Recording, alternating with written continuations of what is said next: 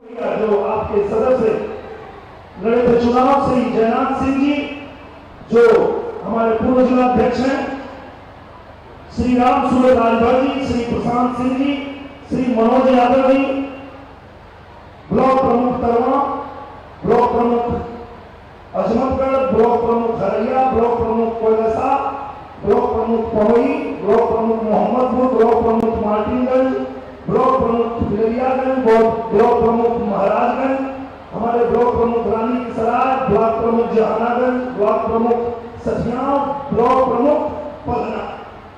सबका नाम है जरूरी है ना। सब बहुत मेहनत की है भैया, सबके मेहनत से आज ये अवसर मिलल है और आप सबके मेहनत की नतीजा कि जब दोनों को निरहुआ पहुंचल देश की सबसे बड़ी पंचायत में, तो पंचायत में एक नारा गुजर, आजमगढ़ की जय हो। सुनना हो कि ना? तो आजमगढ़ की जय हो और भोजपुरी की जय हो, ये दोनों नारा संसद में गूंज गया था। तो भैया हो बहनी हो जवन संसद में आवाज उठावे में हो तो दोनों बेटा उठाई, आजमगढ़ के विकास खातिर के एकदम निश्चिंत रहा। हनुमान चालीसा पढ़ा लोग ना, और देवता चित्त में धरई हनुमत सही सर्व सुख करे। मतलब कहने लगा कि एक साध है सब सद है और सब साध है सब। बहुत ज्यादा लोग सजने की जरूरत ना, मुझे भी महाराज जी को बस आशीर्वाद आजमगढ़ के मिल जाए।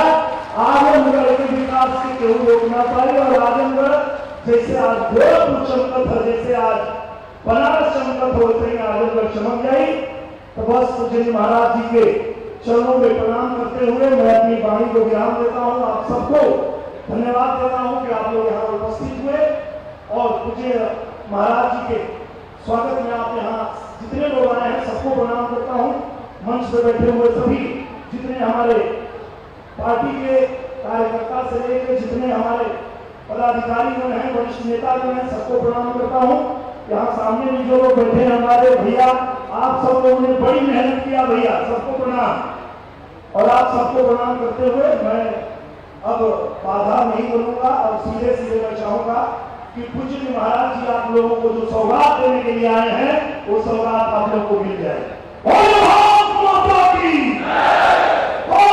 माता की जय जय श्री राम। बहुत बहुत धन्यवाद। बहुत बहुत धन्यवाद माननीय। और अब हम माननीय मुख्यमंत्री महोदय से अनुरोध करेंगे कि बटन दबाकर 143 करोड़ से अधिक लागत की 50 विकास परियोजनाओं का शिलान्यास और लोकार्पण करने की कृपा करें। इसमें से 19 परियोजनाएं वो हैं जिनका शिलान्यास होगा और 31 परियोजनाएं जिनका लोकार्पण किया जाएगा। बटन दबा और शिलापट का अनावरण सड़क, शिक्षा, स्वास्थ्य, चिकित्सा, कृषि, पेयजल, बाढ़ नियंत्रण, सुरक्षा, पर्यटन आदि से जुड़ी ये 50 परियोजनाएं 143 करोड़ की से अधिक की लागत की विकास के नए आयाम और नए द्वार खोलेंगी आजमगढ़ के। और आजमगढ़ विकास के लिए आने वाले समय में जाना जाएगा, ये संकल्प है माननीय मुख्यमंत्री महोदय का। आज बहुत सारे लाभार्थियों को भी प्रतीक स्वरूप मंच पर बुलाया जाएगा और उन्हें उनके लाभांश से सम्मानित किया जाएगा। मैं इस क्रम में नाम ले रही हूँ और वो लोग आगे आ जाए और माननीय मुख्यमंत्री महोदय से अनुरोध करूंगी कि इन लाभार्थियों को प्रमाण पत्र, स्वीकृति पत्र इत्यादि प्रदान करें। प्रधानमंत्री फसल बीमा योजना के लिए श्रीमती सूर्य देवी कृषि विभाग की ओर से प्रमाण पत्र दिया जाएगा।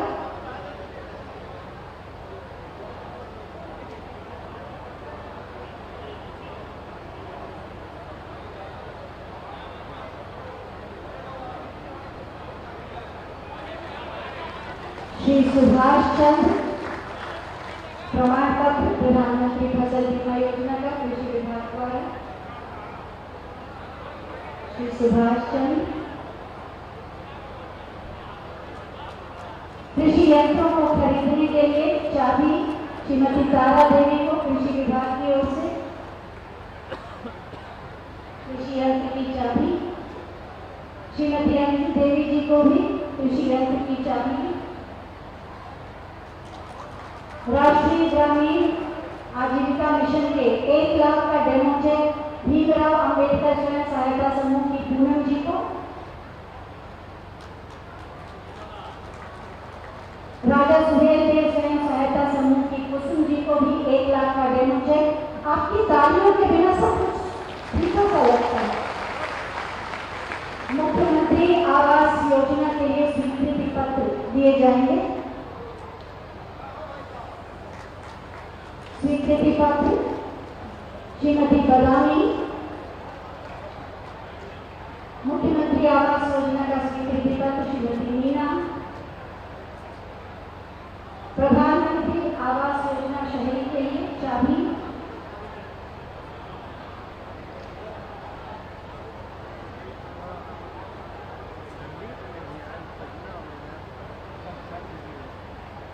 माननीय मुख्यमंत्री द्वारा आत्मीय संवाद शुभकामनाएं।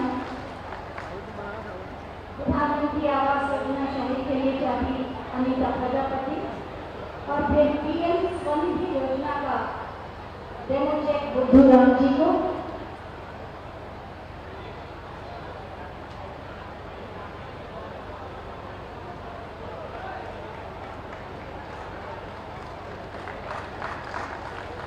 एक अभिभावक की तरह वो सभी लाभार्थियों से बातचीत कर रहे हैं, उनके जीवन के बारे में जान रहे हैं।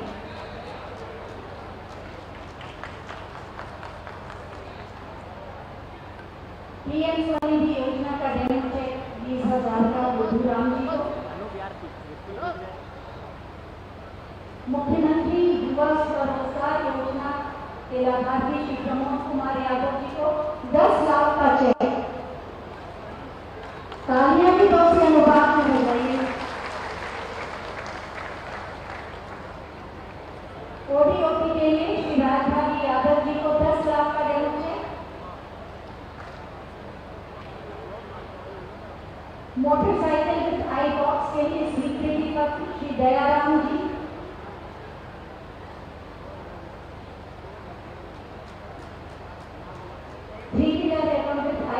के लिए स्वीकृति पर श्री यहिया अंसारी जी को।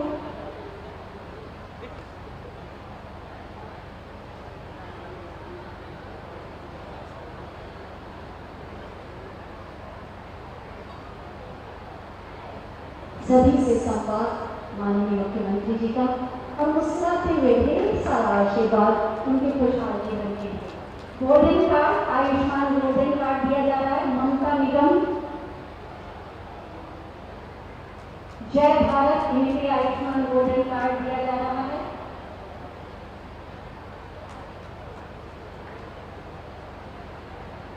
मुख्यमंत्री बाल सेवा योजना 24,000 का चेक अर्पिता यादव को। मुख्यमंत्री कन्या सुमंगला योजना अंजलि शर्मा 3,000 का चेक।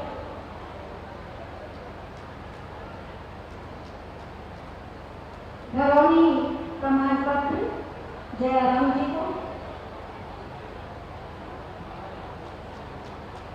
प्रधानमंत्री श्रम योगी मानधन पेंशन योजना अनंत प्रताप भारती जी को स्वीकृति पत्र। सभी के लिए एक बार जोरदार तालियां बजाते हैं। आपकी तालियों की शुभकामनाएं इन सभी को मिले।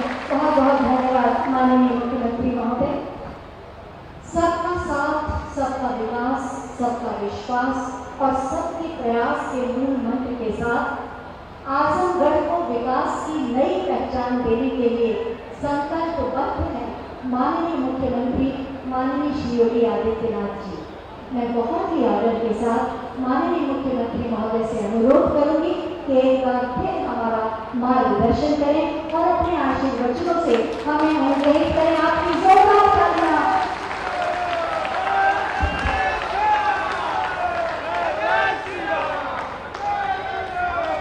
भारत माता की, भारत माता की, भारत माता की। वंदे वंदे वंदे। आजमगढ़ की विकास परियोजनाओं के लोकार्पण और शिलान्यास कार्यक्रम में मंच पर उपस्थित प्रदेश सरकार में मेरे सहयोगी मंत्री चौधरी भूपेंद्र सिंह जी, परिवहन विभाग के मंत्री श्री दयाशंकर सिंह जी, प्रदेश के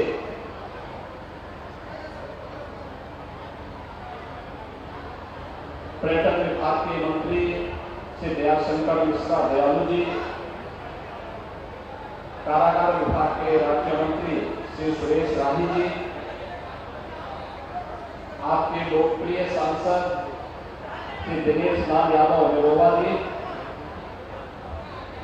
विधान परिषद के माननीय सदस्यगण श्री यशवंत सिंह जी, श्री विजय बहादुर पाठक जी, श्री विक्रांत सिंह ग्रेसो जी, पूर्वांचल विकास बोर्ड के उपाध्यक्ष श्री नरेंद्र सिंह जी,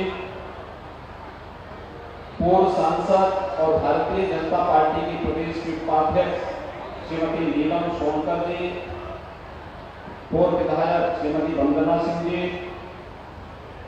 भारतीय जनता पार्टी के जिला के अध्यक्ष श्री ऋषिकांत जी, प्रदेश मंत्री श्रीमती शकुंतला चौहान जी, जिलाध्यक्ष ध्रुव सिंह जी, अखिलेश मिश्रा जी, माननीय विधायक श्री रामविलास चौहान जी और आज के इस कार्यक्रम में उपस्थित भारतीय जनता पार्टी के सभी पदाधिकारी, भारी संख्या में आज यहाँ पर उपस्थित आजमगढ़ से जुड़े हुए मेरे सभी भाइयों बहनों, मैं ऋषि मुनियों, क्रांतिकारियों और साहित्यकारों की इस पावन भूमि को कोटि कोटि नमन करते हुए आजमगढ़ वासियों का हृदय से आभार व्यक्त करने के लिए आया हूं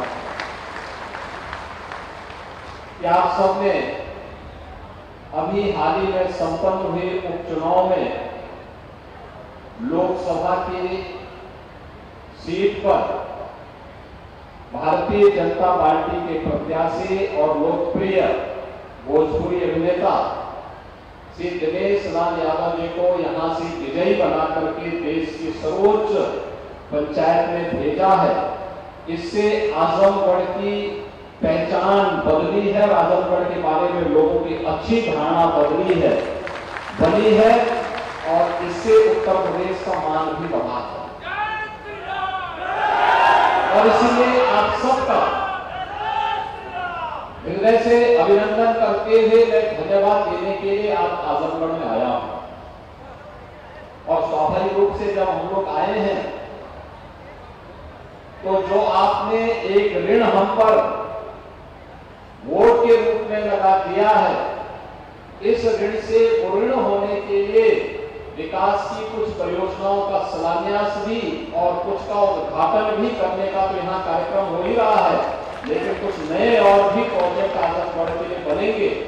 इस दृष्टि से आज विशेष रूप से मैं यहाँ पर आया हूँ और आपके लोकप्रिय सांसद भी हैं, हमारे विधान परिषद के 3 माननीय सदस्य भी हैं, प्रभारी मंत्रीगण हैं, 3 प्रभारी मंत्री इस मंडल के लिए, इस महीने के लिए यहाँ पर विकास की योजनाओं को गति देने के लिए आए हैं। और साथ साथ इसी मंडल के ही मंत्री श्री दयाशंकर सिंह जी, जिन्होंने लोकसभा चुनाव के दौरान यहाँ कैंप किया था, वे भी इस अवसर पर उपस्थित हुए हैं। भाइयों बहनों, आज यहाँ पर 50 विकास की परियोजनाओं का लोकार्पण और शिलान्यास हो रहा है, जिसमें 145 करोड़ 10 लाख रुपए से अधिक की राशि खर्च हुई है या हो रही है। और इसके लिए मैं आप सबको हृदय से बधाई देता हूं, आप सबका मैं अभिनंदन भी करता हूं और आप सबके प्रति अपनी शुभकामनाएं भी व्यक्त करता हूं। आजमगढ़ विकास के पथ पर अग्रसर होने वाला एक प्रमुख जनपद है और होना भी चाहिए।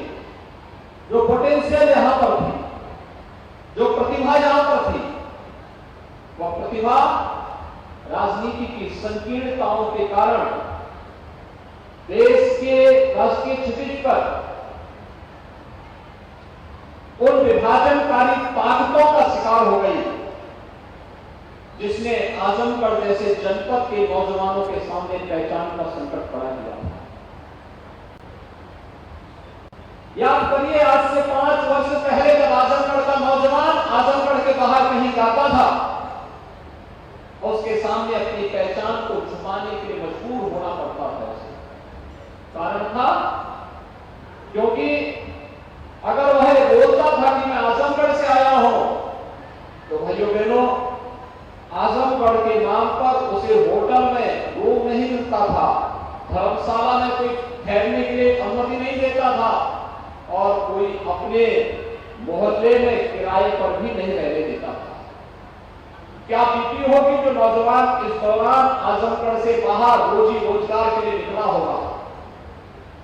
लेकिन आपने इस धारणा को बदलने के लिए प्रधानमंत्री मोदी जी ने एक भारत श्रेष्ठ भारत के अभियान को आगे बढ़ाने का कार्यक्रम किया। उत्तर प्रदेश के अंदर भारतीय जनता पार्टी की जब सरकार 2017 में बनी, तो सरकार बनने के बाद जो अनेक प्रकार के कार्यक्रम हम लोगों ने प्रदेश के लिए तय किए थे, आजमगढ़ के अंदर भले ही हमारा विधायक न बना हो, भले ही हमारे सांसद न जीते हो, हमने लोकसभा चुनाव में भी आजमगढ़ की भी और लालगंज की भी सीट हम लोग हारे थे, लेकिन हमने आजमगढ़ के विकास को रुक नहीं होने दिया। पूर्वांचल एक्सप्रेस वे प्रधानमंत्री मोदी जी ने इसी आजमगढ़ में आकर के जुलाई 2018 में उसका शिलान्यास किया था।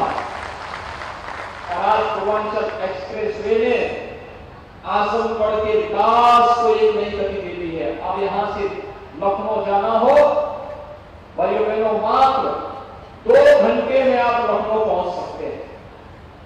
आपको दिल्ली जाना हो तो पूर्वांचल एक्सप्रेसवे से लखनऊ, आगरा एक्सप्रेसवे और यमुना एक्सप्रेसवे पकड़ करके मात्र 7 घंटे में आप दिल्ली पहुंच सकते हैं।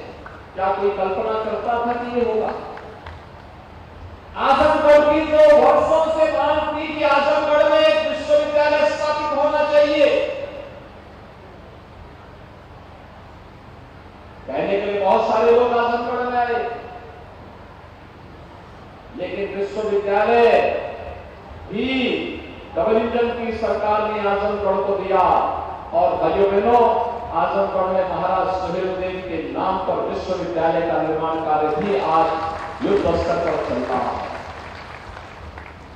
आजमगढ़ साहित्यकारों की धरती नहीं है, और जब हम देश के बौद्ध साहित्य के क्षेत्र में, हिंदी साहित्य के क्षेत्र में गहन अध्ययन की बात करते हैं, तो यहाँ के ही बहुत जो सुप्रसिद्ध साहित्यकार थे, राधे राघव की जो रचनाएं हैं, वह हम सबको एक नई दिशा देती है। और हम लोग उनके नाम पर विश्वविद्यालय में एक नई शोध पीठ को भी बढ़ावा देने का कार्य करने जा रहे हैं। इसलिए मैं आज इसकी सबसे पहले यहां घोषणा करने जा रहा हूं। उनके नाम पर बनेगा।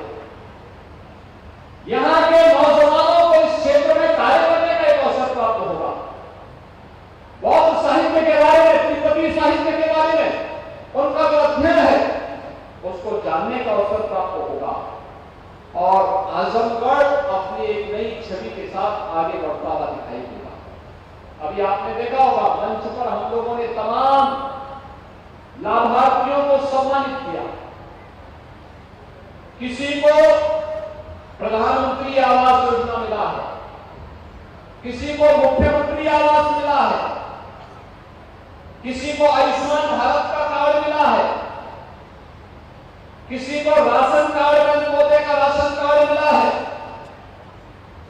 किसी को रोजगार के लिए मत्स्य संपदा योजना के अंतर्गत रोजगार करने के लिए एक अवसर प्राप्त हुआ है, किसी महिला स्वयंसेवी समूह को रिवॉल्विंग फंड उपलब्ध कराया जा रहा है, और किसी को स्वयं के रोजगार के लिए भी एक अच्छी खासी धनराशि आज यहां पर उपलब्ध करवाई गई। यानी जितने कार्य हैं, विकास की परियोजनाओं को लोकार्पण शिलान्यास भले हम कर रहे होंगे यहां पर, और अभी तो मैं कहूंगा निरोवा जी को भी और अपने तीनों एमएलसी को भी कि यहां के जिला प्रशासन के साथ बैठ करके डिस्ट्रिक्ट लेवल बैंकर्स कमेटी की बैठक को आयोजित करिए। उत्तर प्रदेश के व्यवसायिक शिक्षा और कौशल विकास विभाग के साथ बैठक करिए और एक भारी रोजगार मेले का आयोजन आजमगढ़ के अंदर किया जाए, जिससे यहाँ के नौजवानों को आजमगढ़ के अंदर ही नौकरी की संभावनाओं के लिए नियुक्ति पत्र यहीं से जारी हो सके। मैं कल गोरखपुर में था, मैं गोरखपुर में था। 136 कंपनियां कल गोरखपुर में आई थी और 136 कंपनियां जो गोरखपुर में आई थी, उन 136 कंपनियों में इसमें फार्मेसी की भी थी, पैरामेडिकल की भी थी, नर्सिंग की भी थी और अलग अलग उसमें थी। मारुति सुजुकी ने भी वहां पे, रिलायंस जियो ने भी वहां पर अपना कैंप लगाया था और एक दिन में गोरखपुर के अंदर, अकेले गोरखपुर महानगर में कल 5000 नौजवानों को नियुक्ति पत्र वहां पर देने का काम हुआ है। हम लोगों ने विगत 5 वर्ष के दौरान 5 लाख नौजवानों को सरकारी नौकरी दी। आज सरकारी नौकरी की जब बात होती है तो भाइयों बहनों, कोई किसी के साथ भेदभाव नहीं कर सकता है। आज हमारे उत्तर प्रदेश के नौजवानों के साथ कोई भेदभाव नहीं कर सकता। नौजवान को उसकी योग्यता के अनुरूप नौकरी देना इस सरकार का कार्य है, सरकार ने किया। जो भी नौजवान आया उसको हम लोगों ने सरकारी नौकरी के साथ जोड़ने का काम किया। उसकी प्रक्रिया है, उस प्रक्रिया के साथ जोड़ा, उसने नौकरी प्राप्त की, उसके साथ कोई भेदभाव नहीं हुआ। 1 करोड़ 61 लाख प्रदेश के नौजवानों को रोजगार की संभावनाओं के साथ जोड़ा।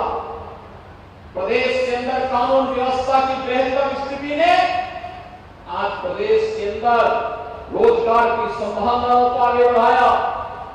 व्यापक पैमाने पर 1 करोड़ 61 लाख नौजवानों को नौकरी मिली। व्यापक पैमाने पर वे नौजवान आज स्वावलंबन के ओर अग्रसर हैं और 60 लाख से अधिक उद्यमी और कारीगर और हस्तशिल्पियों ने स्वतः रोजगार के साथ जोड़ करके इस कार्यक्रम को आगे बढ़ाया है। हमने बैंकों से लोन दिलाया, सस्ते दर पर लोन दिलाया, आवश्यकता पड़ी तो सरकार से सब्सिडी भी दी हुई। मुख्यमंत्री अप्रेंटिसशिप योजना दिलाई कि विश्वविद्यालय, महाविद्यालय, पॉलिटेक्निक, इंजीनियरिंग कॉलेजेस में पढ़ने वाले जो हमारे छात्र हैं, अगर वह उद्योग के साथ जुड़ते हैं, आवश्यक नहीं कि हर परिवार की आर्थिक स्थिति एक जैसी होगी। जो कमजोर परिवार के लोग हैं, फीस नहीं है, हम उसको उद्योग के साथ उस नौजवान को सब जोड़ेंगे और मुख्यमंत्री अप्रेंटिसशिप योजना के अंतर्गत उस नौजवान को एक निश्चित मानदेय सरकार भी उपलब्ध कराएगी, उद्योग भी उपलब्ध कराएगा और पढ़ाई भी करेगा, उद्योग में काम भी करेगा, अपना प्रोजेक्ट वर्क भी आगे बढ़ाता जाएगा और उसके सामने आजीविका का संकट भी नहीं खड़ा होगा। वो कहीं भी जाएगा, देश और दुनिया के अंदर सम्मान मिलेगा। ओडीओपी के लिए भी हम यहां पर कार्य करने जा रहे हैं। 1 डिस्ट्रिक्ट 1 प्रोडक्ट। आपने देखा होगा, अभी मुझे यहां के जिलाध्यक्ष ने और यहां के सांसद जी ने एक जनपद एक उत्पाद की जो ब्लैक पॉटरी है वो मुझे भेंट की, मंत्रियों को भेंट की। यह आजमगढ़ की एक पहचान है। यहाँ के हस्तशिल्पियों, यहाँ के कारीगरों ने, आप देखिए विपरीत परिस्थितियों में इस कार्यक्रम को आगे बढ़ाया और मैं यहाँ के जिला प्रशासन से कहूंगा कि इस उद्यम को आगे बढ़ाने की आवश्यकता, अधिक से अधिक लोग इसमें रोजगार के साथ जुड़ सके, इन्हें फ्री में मिट्टी मिल सके। जहां हमें व्यवस्था देनी होगी वहीं कॉमन सर्विस सेंटर के माध्यम से इन्हें तकनीक उपलब्ध कराना, इनके लिए मार्केटिंग की व्यवस्था कराना, इन्हें हर प्रकार की सुविधाओं से युक्त करना और ये सभी कार्यक्रमों के साथ अगर हम इसे जोड़ते हुए दिखाई देंगे तो भाइयों बहनों, विकास दूर नहीं होगा और साथ साथ हर नौजवान स्वावलंबन की ओर अग्रसर होगा और नौजवान अगर स्वावलंबन की ओर अग्रसर हो गया तो समाज और राष्ट्र स्वयं स्वावलंबी हो जाएगा। हमारी सबसे बड़ी ताकत है हमारा नौजवान और इस नौजवान को हर प्रकार से तकनीक से युक्त करने के लिए इस सरकार ने तय किया है कि 2 करोड़ स्नातक और प्रास्नातक नौजवानों को हम टैबलेट और स्मार्टफोन की सुविधा से युक्त करेंगे। अब तक हम लोग लगभग 15 करोड़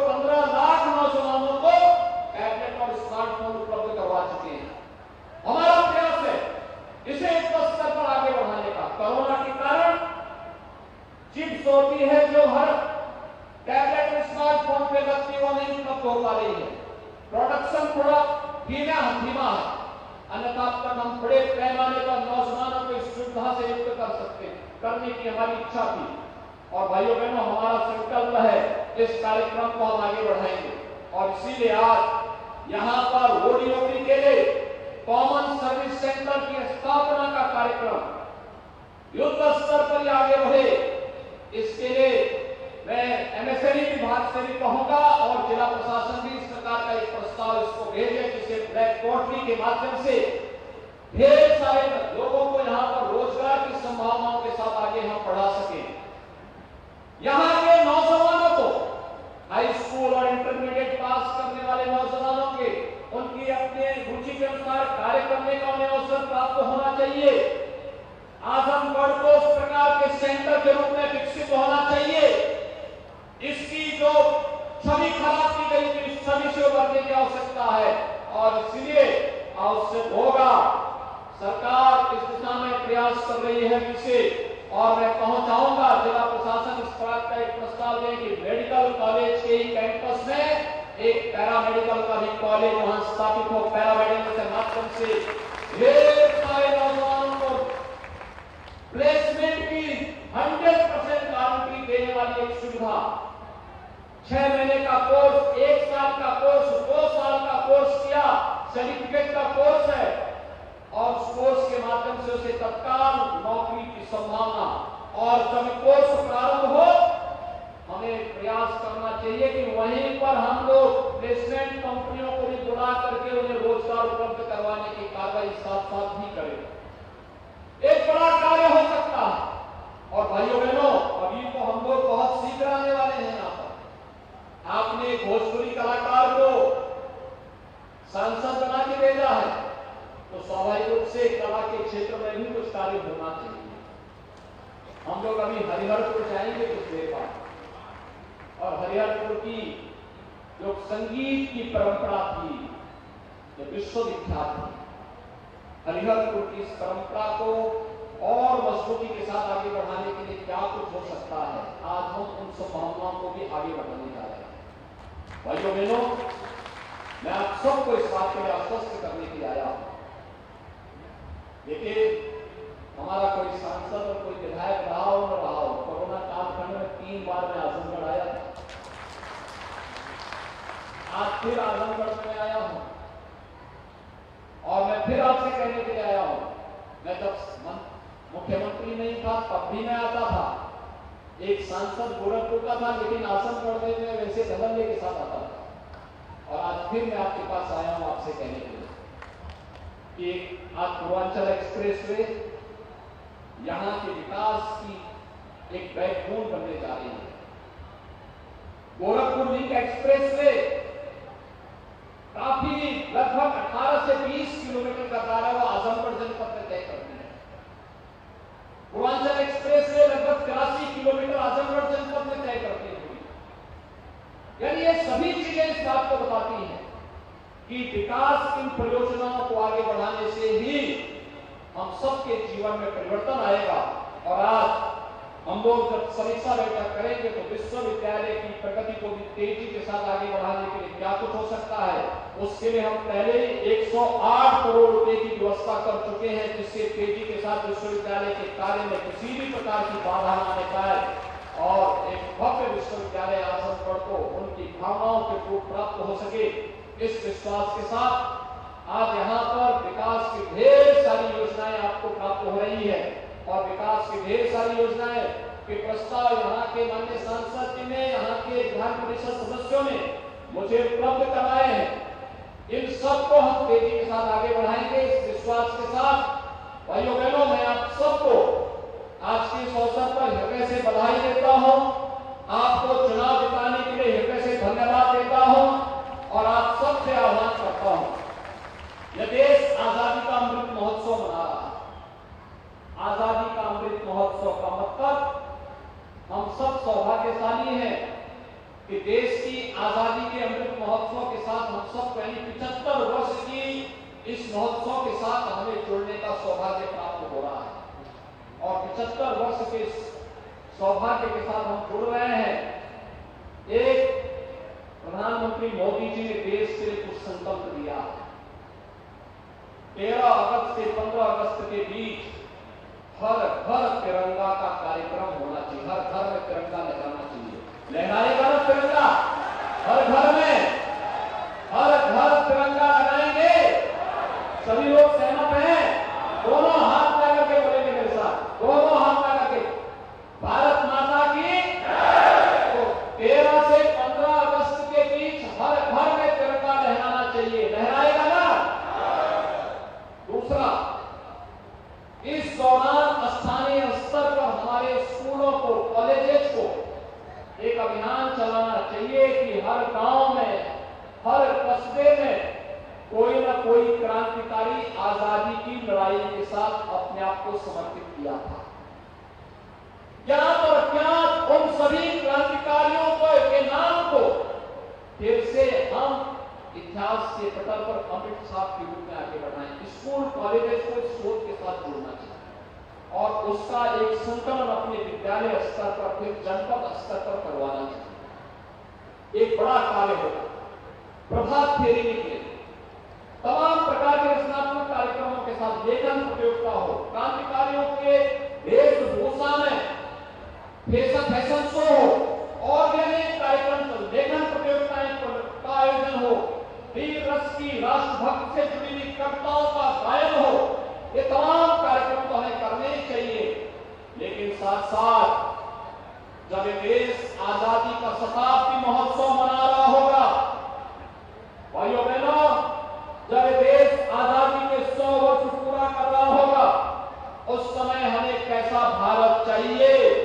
देश की आजादी के शताब्दी महोत्सव के लिए हम सबको अपने आप को तैयार करना होगा और यह तब हो सकता है जब हर भारतवासी अपनी जिम्मेदारियों का निर्वहन करते हुए, अपने कर्तव्यों का निर्वहन करते हुए पूरी ईमानदारी के साथ एक संकल्प ले ले कि मुझे स्वयं के लिए, अपने गांव के लिए, अपने नगर के लिए, अपने विकास खंड के लिए, अपने जनपद के लिए और अपने प्रदेश और अपने देश के लिए कार्य करना है और उसे महानता की ओर अग्रसर करना है, तो भारत को दुनिया की सबसे बड़ी ताकत बनने से कोई भी नहीं रोक सकता है और हमें भारत को दुनिया की सबसे बड़ी ताकत के रूप में स्थापित करने के प्रधानमंत्री मोदी जी के संकल्प के साथ जुड़ना होगा और इस संकल्प के साथ जुड़ने का आह्वान आप सबसे करते हुए मैं आप सबको अभी से रक्षाबंधन, स्वतंत्रता दिवस के अमृत महोत्सव कार्यक्रम की और फिर इसके बाद जन्माष्टमी का भी आयोजन आ रहा है। इन सभी आयोजनों की हृदय से बधाई देता हूं, अपनी शुभकामनाएं देता हूं और पूरे आजमगढ़ वासियों का श्री दिनेश लाल यादव निरोवा जी को आजमगढ़ लोकसभा सीट की प्रतिष्ठित सीट पर विजयी बनाने के लिए हृदय से धन्यवाद देते हुए आप सबका आभार व्यक्त करता हूं। बहुत बहुत धन्यवाद। जय हिंद। भारत माता की, भारत माता की, भारत माता की।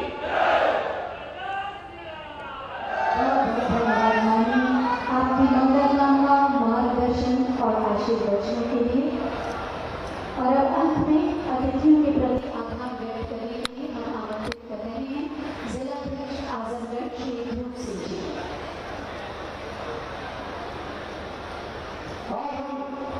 उत्तर